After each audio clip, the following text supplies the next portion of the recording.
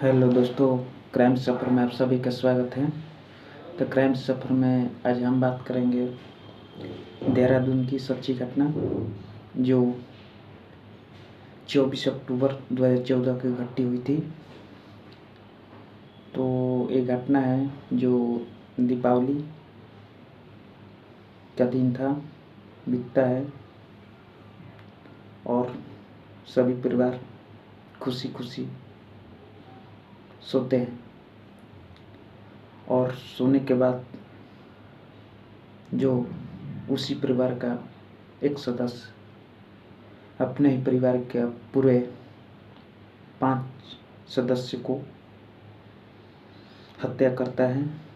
क्यों करता है, किस कारण करता है, उसकी बारे में हम पूरा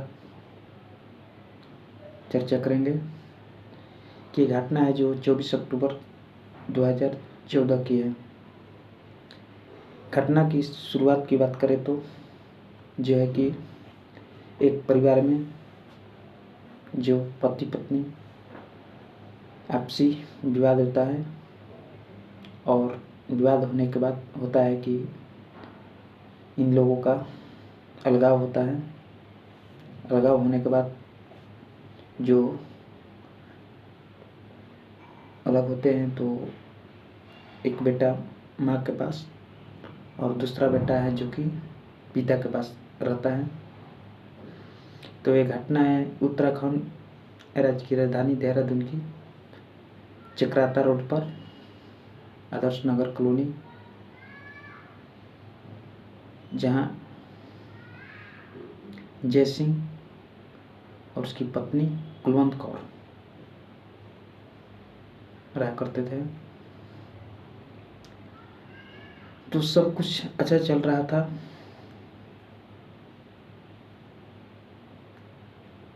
उस परिवार का उस परिवार की बात करें तो जय सिंह, उसकी पत्नी कुलवंत कौर, हरजीत कौर, सुकुमारी, हरजीत की बच्चा, पूरे परिवार की बात करें तो 5 सदस्य रहा करते थे। तो 24 अक्टूबर 2014 को होती है कि उसी घर का एक लड़का जिसकी उम्र का है तो 22 वर्ष, हरप्रीत, जो जय सिंह की पहली पत्नी अनीता का पुत्र होता है। सभी दिवाली के दिन दिवाली मनाते हैं और सोते हैं। तब ये पूरे परिवार को सोते वक्त 12 बजे रात को जगता है। पहले अपने पिता को और अपने माता को, फिर बहन को, उसकी बेटी, उसको, फिर आखिर में है जो कि अपने भांजा, उसको पास जाता है। उसको वही वार करता है चाकू से। पर भांजा की कुछ ऐसी बोली जो उसको दिल को लगती है और लगने के बाद जो यह हरप्रीत है अपने भांजा को जिंदा छोड़ देता है और पूरी तरह से उसके सामने इस घटना को अंजाम दिया।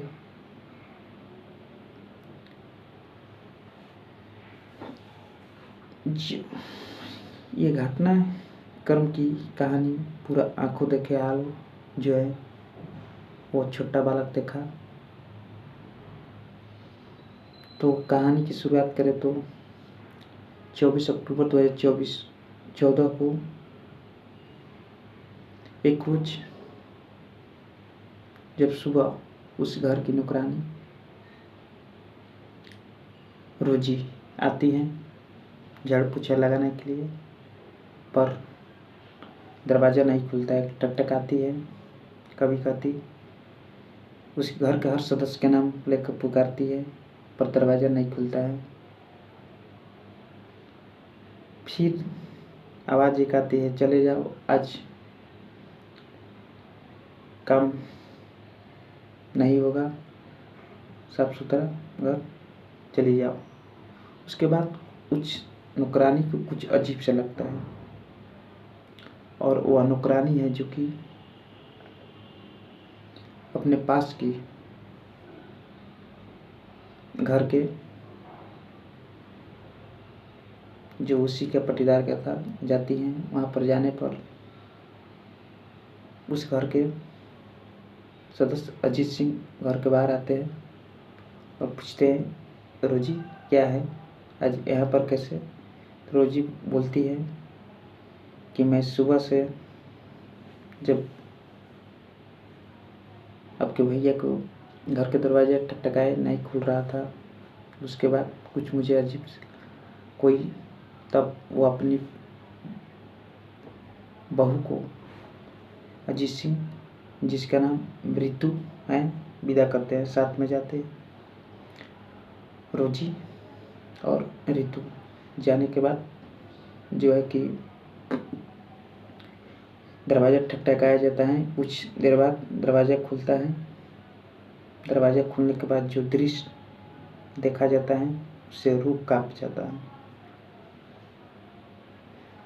पूरी चीखों के साथ उसकी बहू नौकरानी रोजी जो है कि चिल्लाती हैं। चिल्लाने के बाद अजीत सिंह आते हैं, वो भी पूरा चिल्लाते हैं, जिसके बाद अगल बगल के आसपास पड़ोस के लोग वहाँ पर मौजूद हो जाते हैं। मौजूद होने के बाद फिर होता है कि पुलिस को इन्फॉर्म किया जाता है। पुलिस सैकड़ों की संख्या में, हजारों की संख्या में जो है कि लोग जुट जाते हैं। जुट जाने के बाद घर में जब देखा जाता है तो एक रूम में माता पिता, दूसरे रूम में बहन भतीजी का लाश पड़ा हुआ है, पूरी खून से लथपथ, पूरा कमरा में फैला हुआ। जिसके बाद उसी घर का एक सदस्य जिसका नाम कमलजीत होता है, छोटा, जिसका उम्र 6 वर्ष होता है, वो एक कोने में सिसक रहा था। उसके बाद उसको लाया जाता है। लेने के बाद उससे पूछताछ की जाती है, तो इतना डरा हुआ था, कुछ बोल नहीं पा रहा था। उससे मनाने के बाद वो अपनी बातों को रखता है। बातों को रखने के बाद लोग जो भी सुनते हैं अचंभव हो जाते हैं कि उसी परिवार का सदस्य जो है हरप्रीत जो है कि इस घटना को अंजाम दिया था। फिर जो है कि हरप्रीत को पुलिस कस्टडी में लिया जाता है और उससे पूछताछ जारी की जाती है। तो कहना शुरू करता है कि वो है कि जो हरप्रीत अंसारी रोड पर जाता है, वहाँ से चाकू खरीदता है और चाकू पर धार लगवाता है। धार लगवाने से कहता है कि इसके इतने धार तेज करो कि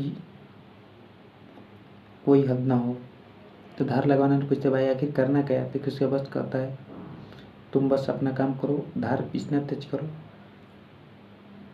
बस हद से ज़्यादा धार को तेज करवाता है और जाता है अपने घर और यह हत्या करता है इसी चाकू से।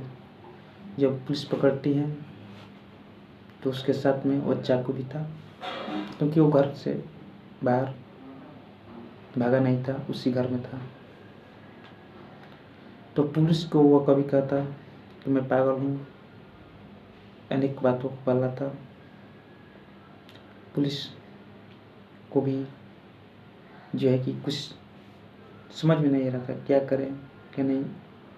उसके बाद है कि हरप्रीत को एम्स दिल्ली, फिर देहरादून, ऋषिकेश में उसका इलाज कराएगा, पर परफेक्ट पाएगा कि उसका दिमागी हालत सही नहीं है, नहीं वो पागल है, वो गुमराह कर रहा है। तब जो है कि उसको पुलिस अनेक सवालों से वो घिरा होने के कारण बातें बहाने में, जब वह कत्ल कर रहा था तो कत्ल के बार जो गए कि उसके पिता जय सिंह, तो पिता को उस चाकू से 29 बार, माता को 27 बार और बहन को 20 बार और अपनी भतीजी को 11 बार चाकू वार किया और निर्मम कर हत्या कर दिया। जो उसी घर का सदस्य कमलजीत है, जो उसका भांजा रहता है, तो भांजा को भी वो 1-2 वार करता है, जिससे भांजा बचाने की कोशिश करता है। उसके हाथ में थोड़ा बहुत जख्म आता है और भांजा कहता है कमलजीत कि मामा, मैं तो आपका भांजा हूँ, आप हमसे बहुत ज़्यादा प्यार करते हैं, फिर मेरी हत्या क्यों कर रहे हैं। इस पर वह सहम जाता है और उसको दया आती है और उस भांजा को छोड़ देता है। छोड़ने के बाद वही भांजा जो है कि कोर्ट में बयान देता है और उसी के बयान पर हरप्रीत को 5 अक्टूबर 2021 को 7 साल बाद, जो कि घटना हुई थी 24 अक्टूबर 2024 को,